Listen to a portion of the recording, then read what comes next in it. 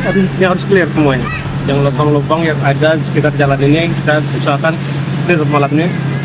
Paling lama besok, harus semuanya harus clear. Udah berapa lama nih Pak Kadisnya pengerjaan? Pekerjaan ini paling-paling 1 hari ini. Itu ya. Ini kita harapkan setelah diperbaiki ini apa nih Pak Kadis? Kita perbaiki yaitu kita harapkan intinya masyarakat itu memelihara jalan ini dengan sebaik-baiknya. Kalau bisa saya himbaukan intinya penasih harus sesuai dengan keadaan untuk jalan kita.